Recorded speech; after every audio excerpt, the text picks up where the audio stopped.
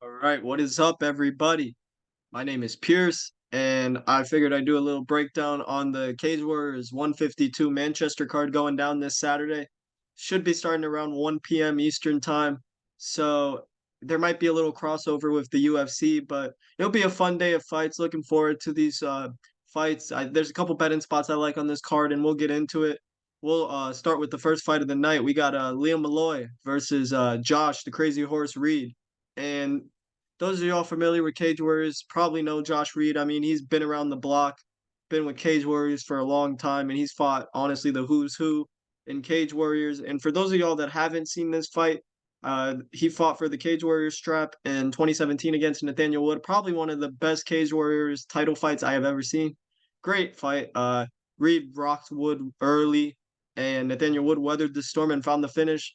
Great fight to watch back. And overall, Reed's game, I mean, on the feet, he's very reckless, but like he kind of likes to bring the brawl out in the people. He'll throw wild hooks on the feet, and he's just kind of looking to outbrawl guys. But we've seen a theme in a lot of his fights recently. He's just getting grinded out and submitted in the grappling realm. I wouldn't say Josh Reed's a bad grappler at all. It's just that he kind of gets overzealous and he'll rush positions. We see him jump the back a lot and he'll fall off and lose position and end up getting submitted.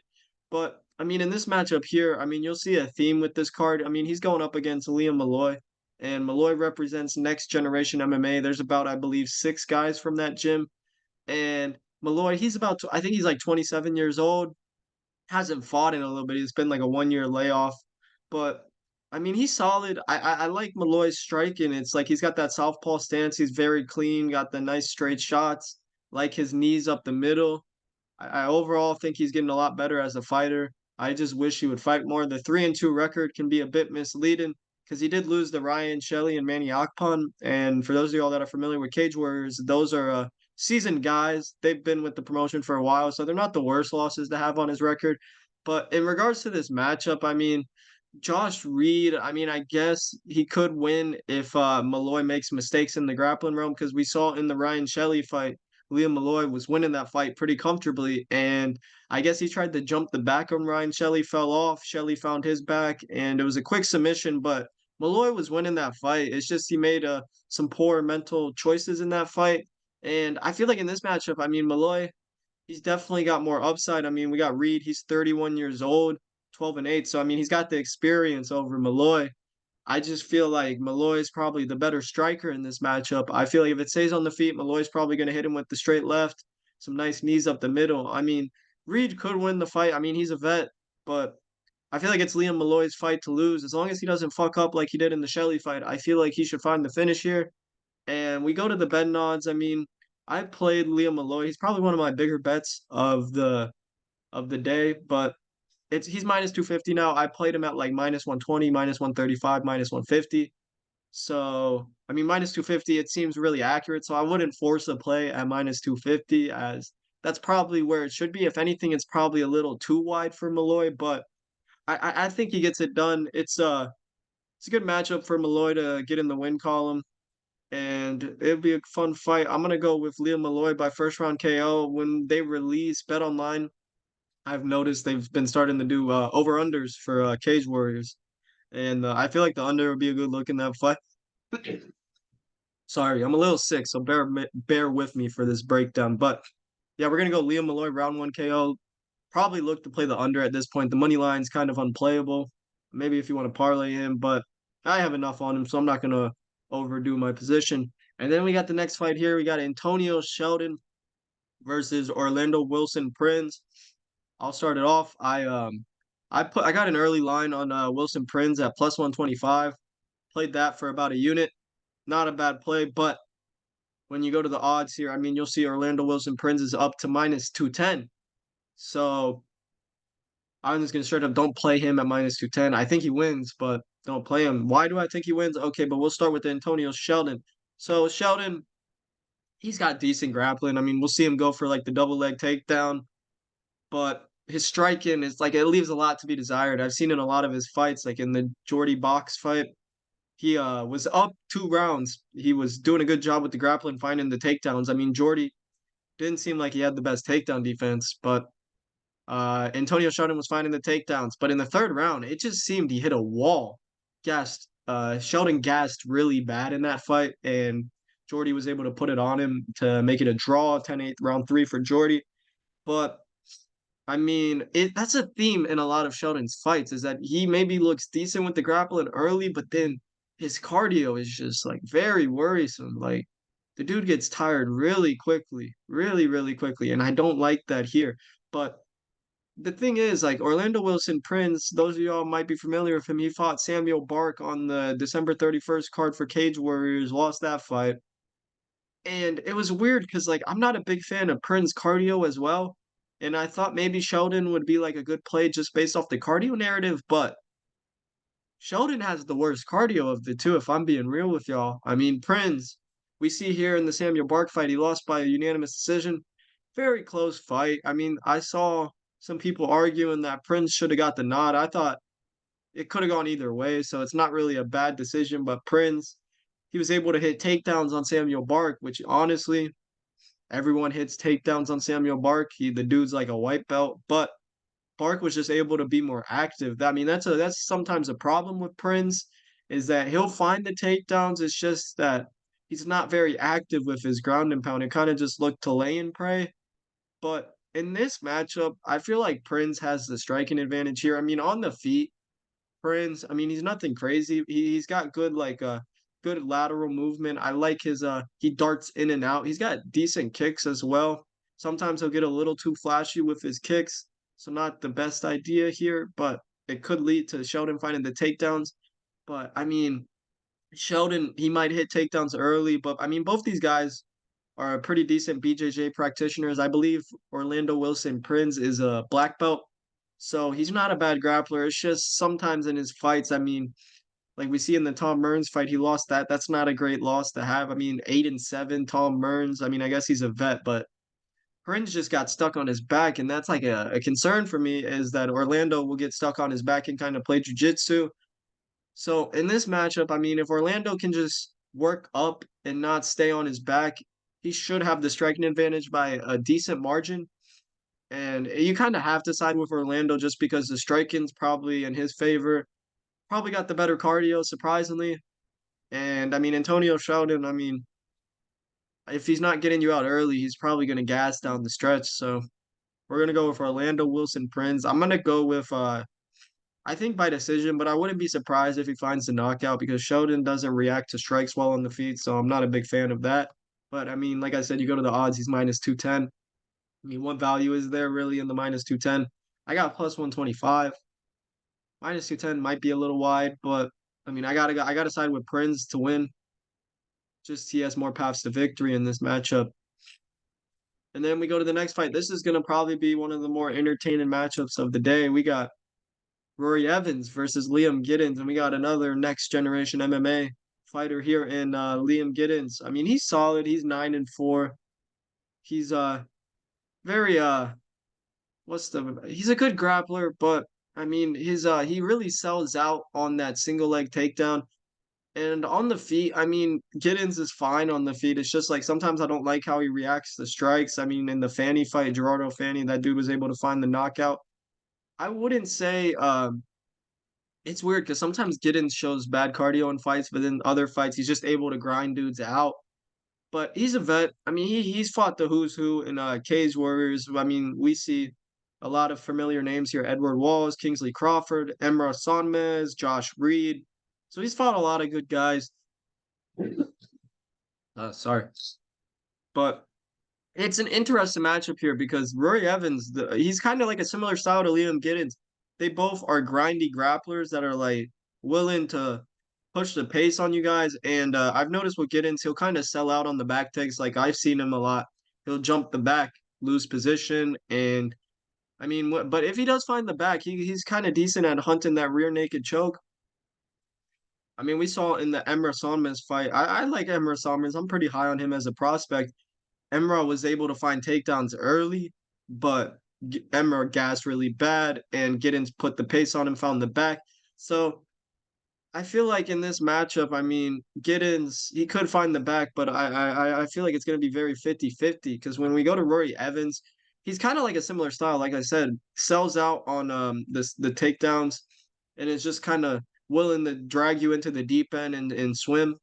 So I mean, but Rory Evans hasn't fought in a little bit. It's been like 1.5 years since he's fought. He fought against Wesley Maya in 2021, and in that fight, actually, Rory Evans, I don't know if he tore his ACL, but he fucked up his knee really bad in the first round and somehow was able to win that fight. Showed a lot of heart and grit, and that's something I like to see in fighters is that they're willing to dig deep through injuries and grind stuff out. And Wesley Maya, he's looked good recently. I think he's coming off he won on the last Cage Warriors card, I believe. So not a bad win there for Rory Evans. It's just the inactivity is a little bit of a problem, but overall, I like his game. He's got good takedowns on the feet. I like his check left hook. Rory Evans, he's got decent striking, nothing crazy, but like I said, he's trying to really push the pace on you with the grappling, and that's what he did in the Wesley Maya fight. So you see that I'm like talking about both these guys. They sound very similar. I really think this is a mirror matchup. I think it could go either way. Gittins 9-4, so he's got more pro experience training at Next Gen MMA. And Rory Evans, I don't know where he's training at. It doesn't say on here. I think he's just training at a smaller gym in Wales. But I sided. I bet some Rory Evans. I mean, you see the line now. I think it's plus 110 Rory Evans. I got Rory Evans about plus 160, plus 145. Played 2 units on him. I don't think that's a bad play because I really just think it's a 50-50 fight where I'll take the dog money on a fight that I think is going to play out really close, but I expect it to maybe be a close decision. Don't be surprised if any of these guys finds like an opportunistic submission, but yeah, I'm gonna go with Rory Evans by unanimous decision, and then that takes us to the next fight of the night. We got Chris Price versus Michael Folc. I don't want to spend too much time on this because it's like there's not really much to talk about here. So we got Michael Folc. He's I guess from the tape I've seen, he's honestly a grappler, but he's fighting on the Polish regional scene, not fighting the highest level of opposition. I mean, you see a lot of these promotions. I've never heard of any of these personally until I watched the tape. But Folk, I mean, he trains with we'll see someone else on the card, Daan Duijs. I think that's how you say it. He trains with him down in Poland. So that's probably why he's on the card, is that his boy's there too. But we saw he had a Cage Warriors fight against Shoaib Yusuf, and he lost by knee. I mean, I just can't. There's only so much I can take away from Folk. He's all right. He's gritty. I guess his toughness is probably his best aspect of his game, but there's only so much I can take away from him, and there's only so much I can take away from Chris Price too. I mean, Chris Price, we seen he trains at a Next Generation MMA as well, so he's another one of those next gen guys on this card. But my issue with Chris Price is that you look at his professional record, he has not fought anybody with a win. 0-1, 0-0, 0-0. And then he fought the Jay Ellis of the British regional scene and Reece Street. So you tell me what that means if he's going against guys that don't even have a professional win. Do his coaches have faith in him? Or like, what's up? I mean, his grappling's okay. He's definitely a grappler first. I haven't really seen him strike before, so I don't know if he has the striking advantage in this fight. But I mean, I've seen him go for arm bars from mount. Don't really know if that's the best move to do from the mount, but it seems to work out for him on the lower level guys. But 6-5, Michael Folk, definitely his toughest test in his career, which is weird because he's 6-5, but definitely his toughest test. Be an interesting fight. I mean, you go to the odds, Chris Price minus 200. I do not want anything to do with that. He probably is going to win just because he's the A side training at Next Gen. You have to assume that he's getting better at 25 years old. But we'll go with Chris Price by first round submission. No confidence there just because there's so many unknowns. And we'll go to the next fight. Chris Bungard versus Gavin Hughes. So the long-awaited rematch between Gavin Hughes and Chris Bungard. I think they fought like 6 years ago. Gavin Hughes won by guillotine in that fight. So I guess the people want to see the rematch because it is a interesting fight. I would say, but nah, for real. I don't really have a hot take on this fight. Both these guys are older in their career. I mean, Chris Bungard, he's just coming off a loss to the guy in the main event, the Cage Warriors champion, George Hardwick. And in that fight, he got fucked up, to say the least. Bungard, I mean, he likes to play it out on the feet. His striking, I mean, he's got decent. Uh, I don't even know. Honestly, his striking's pretty average. And Gavin Hughes, I, I mean, he's a good grappler, I guess. We've seen him go for double leg takedowns. I mean, he's been in Bellator, so he's been around the block. Lost to Yves Landu by body kicks, so I mean, he didn't really show much in that fight. He kind of got fucked up by Landu, and Skatizi found the early submission. So it's like he has a total of like 5 minutes in the cage in the past 3 years, and he lost both those fights. So I don't really know what to do in this matchup. I mean, Gavin Hughes did beat him 6 years ago by submission, so maybe he repeats that this year. But I don't have a hot take in this fight. Both these guys are older in their career. Not looking to plant my flag on this fight. But we go to the odds. I mean, Bungard's minus 135, plus 105, Gavin Hughes.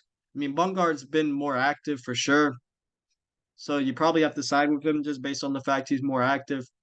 Yeah, we've seen him out there more. I mean, we don't really know what Gavin Hughes is operating at, what level he's operating at right now. But I'll just go with we'll go with Gavin Hughes just because he beat him before. Do not bet this fight. That's all I'm gonna say. Maybe if we get over unders taken over, I guess. Probably not a bad look. And then we'll go to the next fight. I don't want to spend too much time on this one either. Deck Dean versus Leuan Davies. Deck Dean, he's 1-0. This is his second pro fight. And I mean, from the tape I saw, he had a little bit of a back and forth amateur career. I believe he was like 5-6 as an amateur. He's 1-0 as a pro. He's coming off couldn't find the fight, but he beat an 0-0 guy in Richard Lunt. Found the submission. I will say Tech Dean, his striking leaves a lot to be desired in the tape I watched, but his grappling's all right. I mean, I've seen him pull off some nice submissions off his back. He's got decent sweeps and reversals on the mat, but his striking, like I said, it's a work in progress. I mean, Tech Dean, he's at a very small gym right now. I believe he's training at a small gym with his brother. So not training with the most high level dudes, but only so much I can take away, honestly, because both these guys are haven't. I believe he's pretty young. I don't know what his age is, but both these guys are kind of operating at a low level. I mean, we'll go to Leuan Davis. He is 2-0. I believe he's training out of Blackledge MMA. Yeah, Blackledge MMA. We see someone else on this card, Andy Clamp, who's also at Blackledge MMA. But I mean, Davies, he hasn't been as active either. I think he's coming off a 1 year layoff as well. But I mean, I don't mind his game. I mean, he's shown some good striking.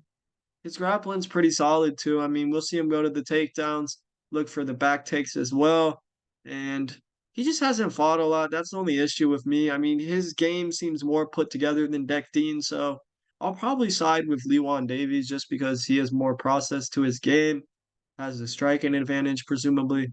He just hasn't fought in a while. So I don't know where both these guys are going to be at right now. And you go to the odds, I mean, you see Leuan Davies is minus 550. What do you want me to do with that? He's minus 550. Only, yeah, I would be dumb to be parlaying him at minus 550, but he should get it done. Leuan Davies probably by, we'll go by decision, I guess. And this is a fun fight, the next one. Madars Fleminas versus Aleksi Mantykivi.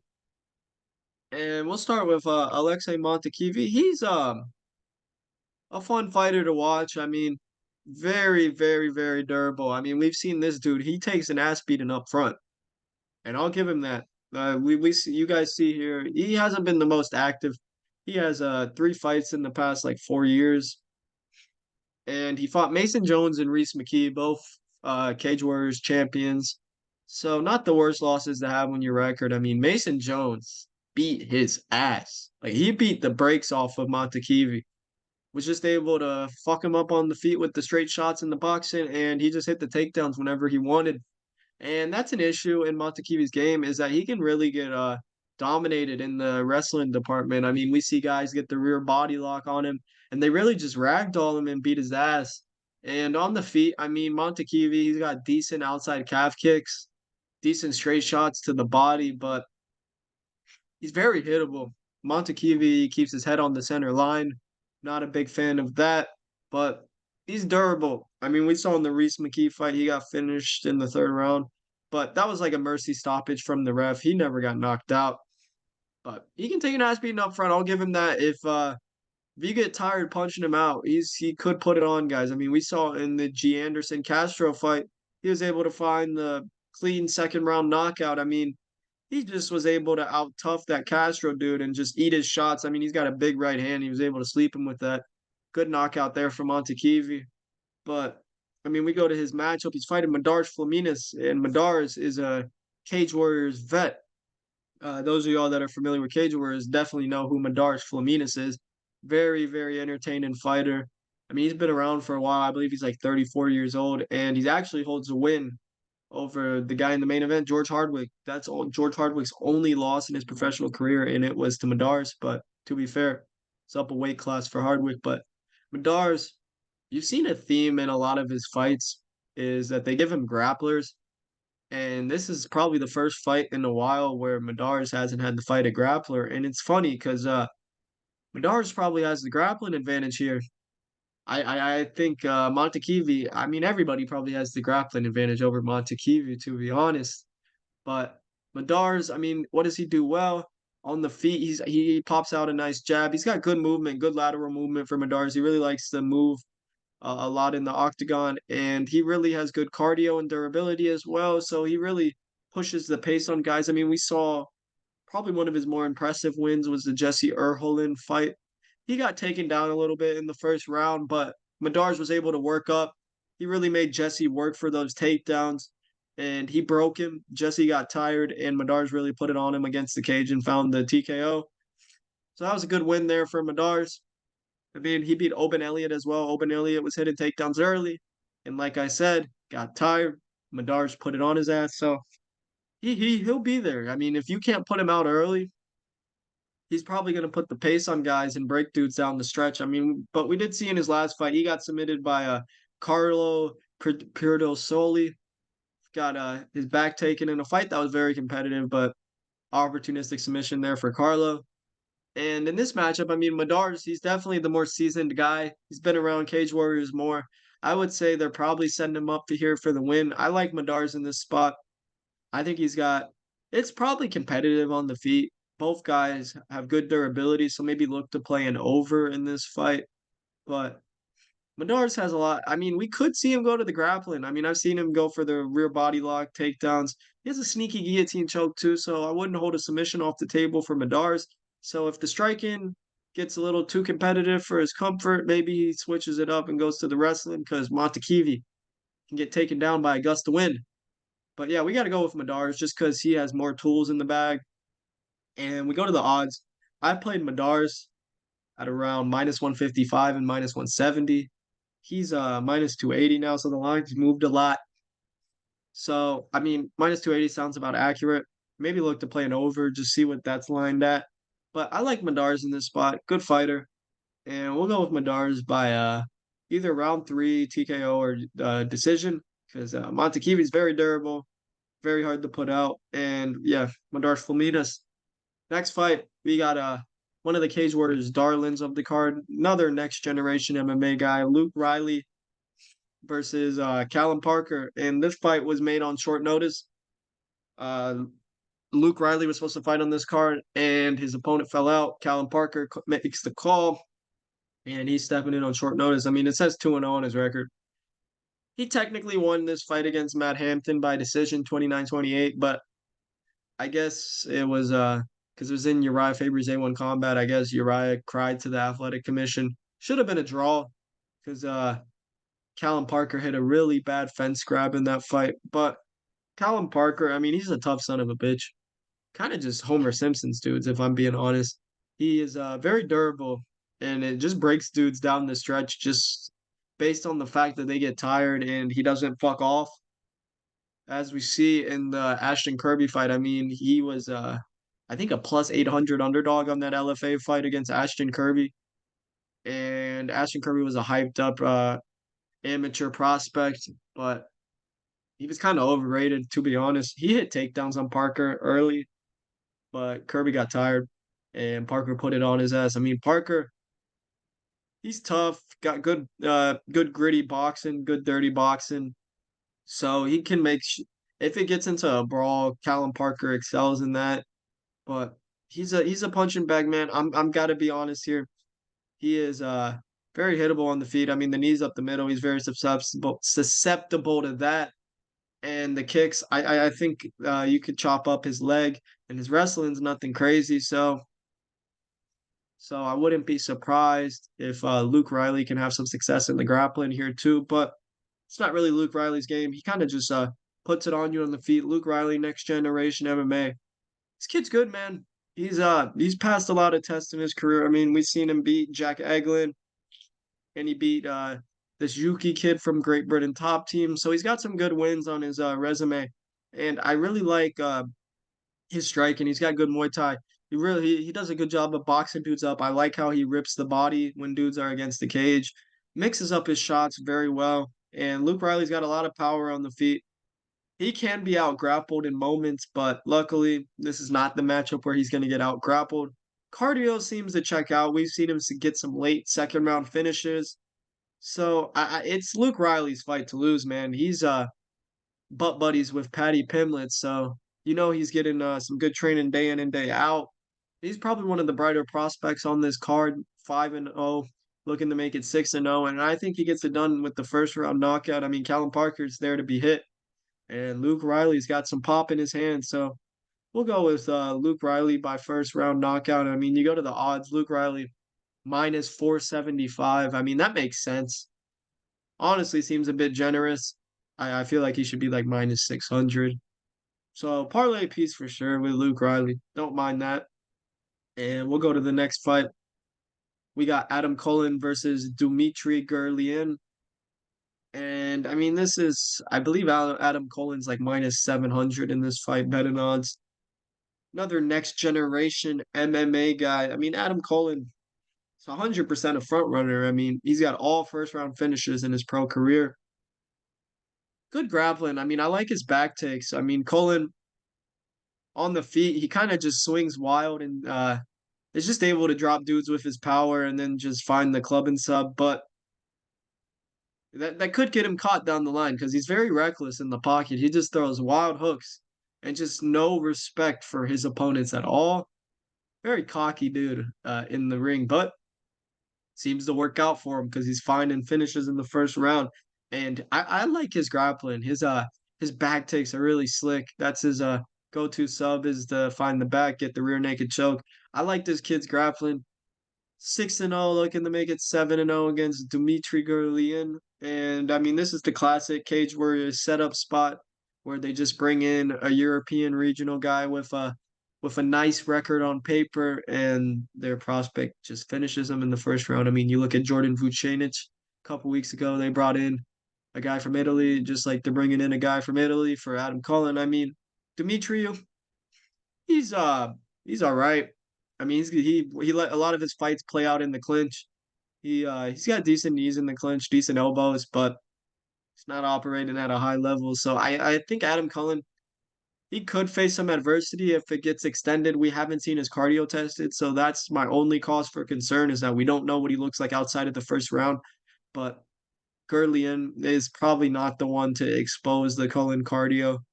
Got to go with Adam Cullen by round one submission. Look to play probably the under 1.5 if we get a good line on that. I mean, most of Cullen's fights go under 1.5. In fact, all of his fights have ended in the first round. And Girlean, a lot of his fights don't make it that far either. So I like it. I mean, both these guys are finishers, so the under 1.5 could be a lot better than just picking a money line. Because when you go to the odds, I mean, Cullen's minus 750. Steep price for Adam Cullen and someone that hasn't been out of the first round, but it completely makes sense in my eyes. I mean, Cullen should honestly find the first round finish. We'll go with first round rear naked choke for Adam Cullen. Next generation gets another win. All right, we got the next fight here. We got James Power versus Lucas Kopera. And this should be a fun fight here. I'm a big fan of James Power, 4-0 guy. I don't know what his age is. I think he's like late 20s, maybe like 27. But I like this kid, man. He's I forget where he's training. It says Atherton submission wrestling. I don't know if that's the gym he's at right now. I thought he was at Predators MMA. I might be wrong. But James Power, he's solid, man. 4-0. He hasn't lost in any combat sports, amateur and pro. And I like this kid striking, man. He's got slick Muay Thai, good Muay Thai, James Power has. And I love his knees up the middle. That's probably his best aspect is his knees up the middle. Good kicks. Likes to stay at range with that southpaw stance and really tee off on dudes from range. I mean, he hasn't fought necessarily the best guys, but Adam Shelley, he beat Adam Shelley. That was his one big test. Adam Shelley, decent guy, and Power really put it on his ass. Good striking. He was able to outbox Shelley. He's got a good straight left, and it did get extended. That was my concern with watching the Power tape. Is what does he look like if it gets out of the first round?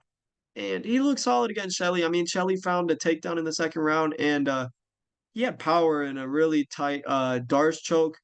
Power showed a lot of heart to survive that and not tap. I know lesser dudes would have tapped to that. Power gritted that out and was able to find the finish in the same round. But overall, I mean, Power, as long as his grappling checks out in this matchup, I feel like he should be good to go. Because Lucas Kopera, he's a regional guy. I mean, he's fought a lot of dudes around the world. I mean, he's been with ACA for a good amount of his career. Solid promotion out there in Russia, but a theme in a lot of Kopera's fights is that he gets stuck on his back. I mean, it makes sense though. He's fighting in Russia, so a lot of these guys are probably decent wrestlers. But Kopera is also one of those guys that has a loss to the dude in the main event, George Hardwick. He really just is a punching bag, if I'm being real. I mean, in his last fight against Aaron Johnson, and he won by heel hook, shit got greasy because Kopera he'd find the takedown and then he would start he lost a point because he headbutted Aaron Johnson. So it's like it's mental errors there from Lucas. He's not the smartest bloke on the block, but Kopera when he's on, I mean he'll look I don't really know what his game is. He kind of just does whatever he feels like if I'm being honest. I mean sometimes we'll see him strike it out on the feet and then sometimes we'll see him go for the wrestling. I mean, I've noticed he'll once he gets guys up against the cage with his pressure, he'll look to change levels on a double leg, but his wrestling's nothing crazy. And if he does find his way on top, he's kind of a lay and pray guy. His ground and pound's nothing spectacular, and his grappling submission wise, I don't really see him outside of the heel hook. I mean, he's not like an elite BJJ guy. So as long as Power can honestly keep it on the feet, he should really piece Kopera up on the feet because Kopera, I mean, yeah, he's tough and he kind of just like walks dudes down. I mean, his striking's nothing special. I mean, I feel like he leaves the high guard, so the body shots will be open. I think Power's being set up here. He's on the main card for a reason. He's one of the better Cage Warriors prospects I've seen. I feel like this kid has UFC potential. And on the feet, I feel like he's just gonna fuck him up with his Muay Thai, find the body kicks, knees up the middle, and I think he breaks him in the second round. James Power by second round KO. And we'll go to the odds real quick on that fight. James Power is minus 215. I mean, that makes sense. I played James Power straight up at minus 160 and minus 170, so I don't mind that. Minus 215, maybe parlay him. Maybe look to take an over 1.5 if we get a 1.5. Because Kopera seems durable until he gets tired. So I think Power should take his time and find the finish later on in the fight. And then we got the next fight. This is a pretty easy fight to break down. We got Ghassan Abdenabi versus Andy Clamp. Kickboxer versus grappler here, and Ghassan versus Clamp. So Ghassan, he's a former, I think, K1 kickboxer. And if it was a little hard, but I was able to find a couple of his fights. He hasn't fought MMA in like 4 years. But this dude is a fish off his back. He does not know how to grapple. And almost every single one of his fights, he gets taken down. But he's 4-0. So you might be asking, how is he 4-0? Well, guys take him down. Not good guys. These guys he's fighting are not good at all. They take him down, and his opponents just get tired, I guess, and he sprawls on the takedowns later in fights and is just able to knock out these lower level opponents. I mean, I don't think there's much to it. Ghassan, I mean, I was stalking his Instagram a little bit. He's been in Thailand recently. So I don't know if he's working on his wrestling up in Thailand. I think he was at Tiger Muay Thai, if I'm correct. So that's interesting. But he's 31 years old. So he could be making improvements. But from the tape I saw, his grappling is bad, bad, bad. And then we got Andy Clamp. He's definitely probably the ace in this matchup. He's been with Cage Warriors for a little bit. Actually, I lied. He only has one fight with Cage Warriors, and it was against the great Chuck Campbell. But Andy Clamp, he's training out of Blackledge MMA.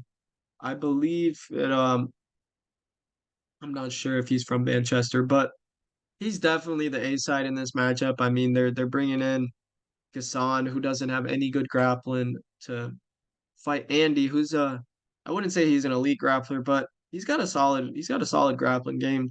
He's I don't know if he's a black belt. He might be, but in his fights, I mean, we see Andy. He's got decent double legs, decent single legs. He'll find his way on top and is just able to find submissions. I mean, he's not the best striker, so I mean, on the feet, I would hope he doesn't play it on the feet because Ghassan, it's kickboxing for as bad of a grappler he is. His kickboxing is actually not that bad. Ghassan's got some good kicks, but if the tape shows that Ghassan gets taken down by very low level dudes, I would assume Andy Clamp's going to probably find the takedowns as well. He did get knocked out by Chuck Campbell in his last fight, but Chuck Campbell, I mean, he hits hard, I guess. That's probably not the worst loss to have, I guess.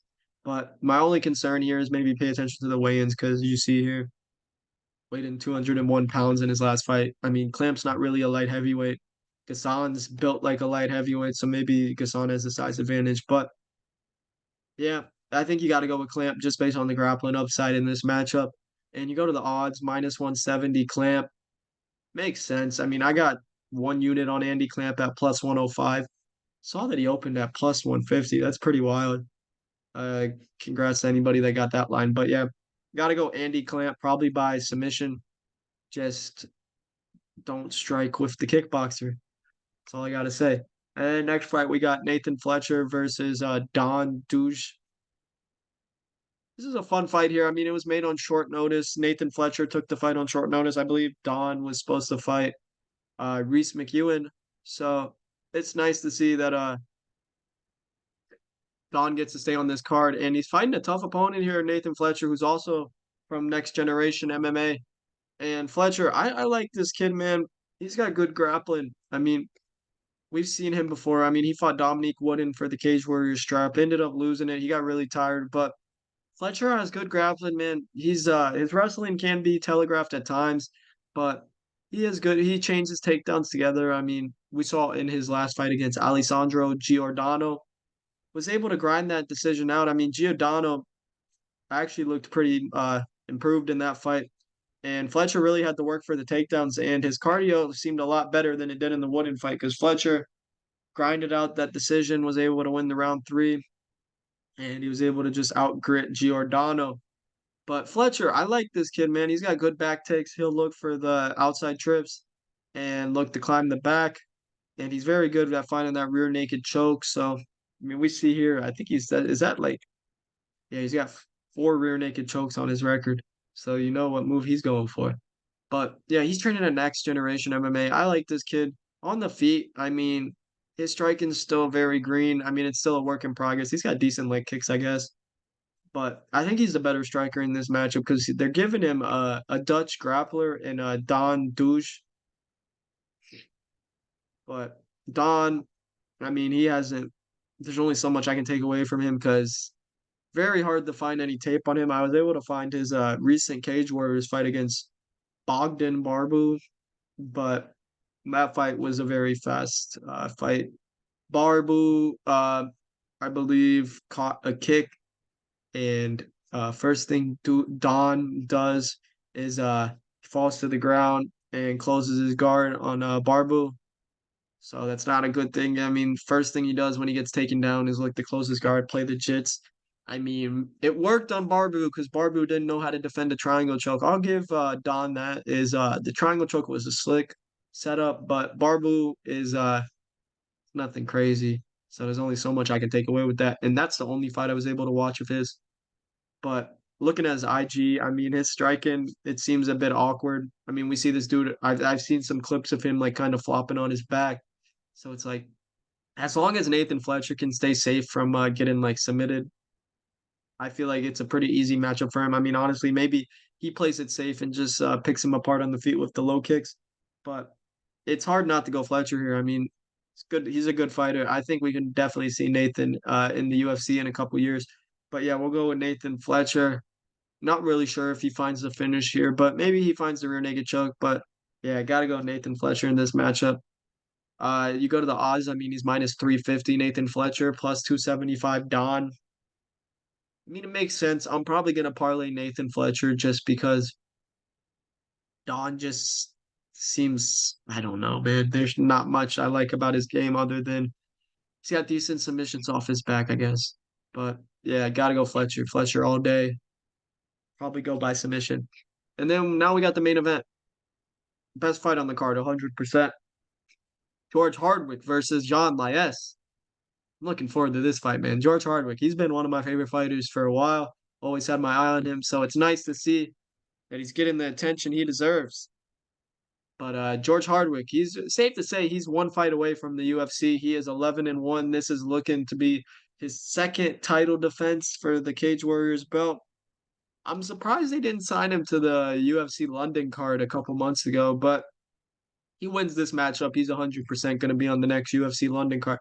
And he's fighting an adequate opponent in Yann Liasse. It's not like they're giving him a bum here. Yann, he's for those of you all familiar with the KSW scene, he's been with KSW for a good amount of his career, past 3 fights. And I mean, he's solid, man. It shows on his record he has a lot of submissions, but it's not really his game. He's kind of like an opportunistic submission artist, but on the feet, he's looking to really keep his range. Yann is, and southpaw striker, kind of keep his range, and he's got good left kicks. I will say I like his left body kick. Good teeps up the middle. His hands are all right. They're nothing special. I mean, I don't think he has a lot of power in his hands, but his kicks, I do like them. He likes to keep his range. I don't think he really likes it when to fight in the pocket, which is what George Hardwick likes to do, but we'll get into him in a second. And I mean, Yann, he's he's he's good. I mean, his grappling, we've seen him go to like he'll try to switch it up, get the rear body lock, and drag dudes down to the mat. He's his go-to submissions the rear naked choke, but I wouldn't say he's an elite grappler because it's like a lot of these like rear naked chokes he's getting, he doesn't get his hooks in. He kind of just gets like one hook in and finds a submission on lower level guys that are like don't really know what they're doing. But I mean, Jan's striking, it's good. He likes to keep it pretty. And I think it'll be an interesting matchup here how his striking fares out against George Hardwick because George Hardwick is a fun fighter to watch. For those of y'all that aren't familiar with him, George, he's got a relentless pressure style to his game. He doesn't let his opponents breathe. That's a good way to put it, honestly. He's a pressure boxer, just likes to put it on his opponents with the pressure. He can be a bit hittable. That's my only concern with Hardwick is that he's hittable, but that's kind of part of his style. He just stays in your face, keeps the pressure on you, and he's a very, very smart fighter. I mean, you can tell watching him fight, and he does a lot of breakdowns on TikTok and Instagram. Dude's a very high IQ fighter. I mean, we see him. He loves to rip the body. That's probably the George Hardwick trademark is those left hooks to the body. I'm not even kidding. I think he's gotten like 4 finishes with the left hook to the body. He does a great job setting that up. He's really good at mixing in his shots, got good outside calf kicks, Hardwick has. And I mean his grappling, I mean, we saw in the Madars fight, the grappling gave him some issues. I mean, we've seen it in a couple other of his fights. He can get taken down, but Hardwick's a smart grappler. He uses the guillotine. He has a very sneaky guillotine, uses that to get up, and he's not really looking to stay on his back too long. I think he does a good job working up to the feet, but I don't think Jan's going to be the one to expose him in the grappling realm. And on the feet, I mean, Jan maybe might be the better kicker from range, but It's a 5 round fight. We need to note that it's a Cage Warriors title fight, so we got 5 rounds. And I feel like Hardwick's style really caters to 5 round fights. He can be a bit of a slow starter at times, but that's kind of part of his game. He likes to download information. He doesn't force anything, and he has good cardio. I know he can go deep in the fights and still find the finish. I mean, we see in the Kyle Driscoll fight. That's probably his most impressive win on his record is the Driscoll fight. Is that George it was competitive early with Driscoll. I mean, Driscoll was landing some nice shots on the feet, but George's pressure really broke Driscoll down the stretch. I mean, he just continuously works the body, and it really adds up on his opponents. I just there's a lot to say about George Hardwick that you like. He has he just mixes up his shots really well. Jabs to the body, jabs to the face, mixes up his kicks. There's a lot of good things to say about George Hardwick, and I'm really looking forward to this fight because I think George Hardwick is gonna put on a masterclass. Could be competitive early. I do think Yann Liasse, his size and range could give Hardwick problems early, but Hardwick's gonna find his reads, and I think the longer the fight goes, you have to favor Hardwick down the stretch because I haven't seen Liasse in 5 round fights, and I know Hardwick's gonna push the pace. Don't know if Liasse can keep it. So if Liasse doesn't get him out of there early, he's gonna be in for a long night with George Hardwick. And we'll go with George Hardwick, probably later finish, 4-5 decision, maybe. I wish they don't offer those type of bets for Cage Warriors, but if there was George Hardwick 4-5 decision, I would play that. Because Liasse seems game, so it's a good test. I'm surprised he didn't get signed to the UFC, but George Hardwick ain't no bitch. He's coming here to fight the best of the best. And George Hardwick gets this win. He's gonna be in the UFC for sure. And the betting odds, I mean, it's minus 275, George Hardwick. He opened minus 400, which could be a little bit wide, but I understand why he's that big of a favorite. He's the Cage Warriors champion. He has the 5 round experience. Liasse is being brought in. First time fighting in Cage Warriors for Liasse. It's a tall task for him to beat George Hardwick. And if he beats George Hardwick, God bless him. Hell, sign him to the UFC if he fucking beats George Hardwick. But yeah, I gotta go with George Hardwick here. And I'll do a quick summary of my bets. So I put some straight bets in. I bet Andy Clamp plus 105. Uh, Liam Molloy, I bet him at the early numbers of minus 120, minus 135, minus 150. James Power, I bet him straight as well, minus 160. Madars, bet him at minus 155. Evans, I bet him at plus 160. And Prins, I bet him as a dog. So I'm kind of giving you guys bets that don't exist right now. None of these lines exist. But I'll tell you guys what we can do. We'll make a parlay right now. So when we're talking parlays, the parlay pieces for this card are honestly probably Nathan Fletcher, Luke Riley. Those are probably the two more confident parlay pieces. And if you want to add George Hardwick, because it's the last fight of the night. So if you parlay those guys and George Hardwick's the last fight of the night, you can just hedge off on the main event, yeah, to secure a profit because Liasse is a pretty decent sized dog.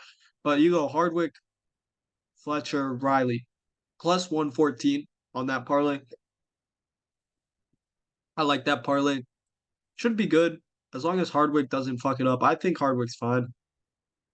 Good parlay though, plus 114 for those three. And then if you want to add somebody, I guess you could add Adam Cullen because he's not going to lose this fight, but it's minus 750, man. So I wouldn't advise going crazy on Adam Cullen. But if you take the guys that I bet, maybe we do like a long shot parlay of Fleminas, Power, Riley, Fletcher, Molloy, Hardwick, and then probably Cullen, but like I said, minus 750. Those six guys probably pay out. It's probably like 3-1 or something along the lines of that. So it could be a juicy parlay, but I'll post in the description. I'll post my bet MMA tips account, and you can follow my bets. It's all free. So you just click on the link and it shows you what bets I have. I'll probably post my parlays on that probably Friday or Saturday. And I'll post my over unders as well. I gotta see the lines on these over unders, but there's a couple over unders I feel like could hit. I think the Cullen under will be a great play, and the under in Molloy versus Breach should be nice too. And I got to see the numbers before I really say what's a good bet for the over-unders. But yeah, follow the Bet MMA Tips account I'm going to put in the description, and you can get access to all my free bets. And sorry, I'm looking forward to this card. Should be fun. Hopefully, George Hardwick gets it done and we see him in the UFC because he's one of my favorite fighters in Cage Warriors. And yeah, nothing else. Let's hopefully we make some money this weekend. Good luck to you guys and peace out.